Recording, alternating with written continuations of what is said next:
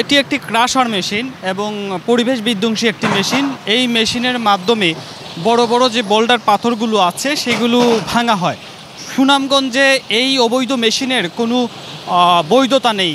পরিবেশবাদীরা বিভিন্ন সময় এই মেশিন বন্ধের দাবি জানিয়েছেন। আমরা একটু জানতে চাইবো এই মেশিনটা কার? কামাল ভাই কামাল করে নাম। কামাল উনি কী করেন? উনি ব্যবসা করেন, উনি বালু পাথরের ব্যবসায়ী। নিবন্ধন আছে এই মেশিনের? সেটা আমি বলতে পারি না। কী দায়িত্বে আছেন? আমি এগুলো আপনারা আইসেন দেখতে আইছি আপনারা, আমি বডি চালু করি।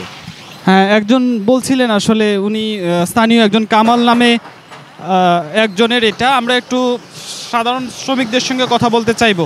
আচ্ছা, আপনারা কত পান প্রতিদিন, কত করে পান এখানে কাজ করে? 300 টাকা, 350 টাকা করে রোজ পাই। ঠিক আছে, 350 টাকা রোজ পাই। কোনো অসুবিধা হয় না এই যে এত শব্দ?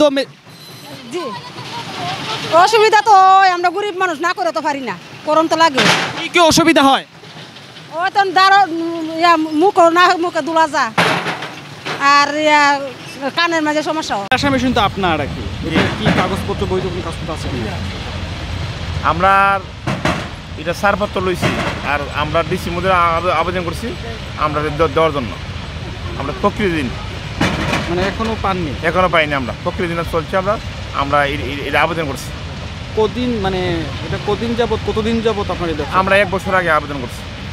ক্রাশার মেশিন মানে অনেক দিন ধরেই তো? অনেক দিন চলছে এটা।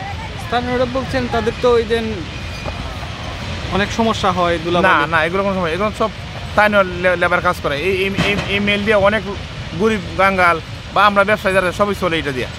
ক্যামেরায় ওয়াও, স্টাইল দেখাও, Xenon X21 পারলে ঠেকাও।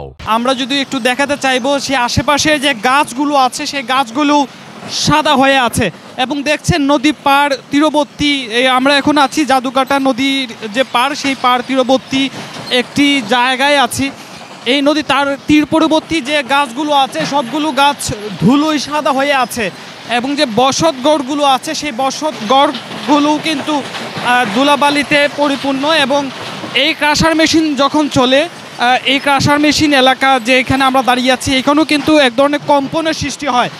পরিবেশবাদীরা বিভিন্ন সময় এই ক্রাশার মেশিন বন্ধের দাবি তারা জানিয়েছেন। তবে আমাদের কাছে যে তথ্য রয়েছে, এই যে ক্রাশার মেশিনগুলো রয়েছে এগুলো আসলে কোনো অনুমতিপত্র নেই, সবগুলোই অবৈধভাবেই দীর্ঘদিন ধরে চলছে। এইখানে আমরা যেখানে আছি এখানে একটি ক্রাশার মেশিন, এরকম নদী তীরবর্তী এলাকায় কিন্তু অসংখ্য ক্রাশার মেশিন রয়েছে। আমরা যদি একটু জুম করে দেখাতে চাই, নদীর ওপারেও কিন্তু অনেক ক্রাশার মেশিন রয়েছে এবং এই ক্রাশার মেশিনগুলো দিয়ে যে পাথর রয়েছে, বিশেষ করে বড় বড় চুনা পাথর, সেগুলো ভাঙা হয় এবং ভেঙে আবার নদী পথেই বিভিন্ন এলাকায় পৌঁছানো হয়।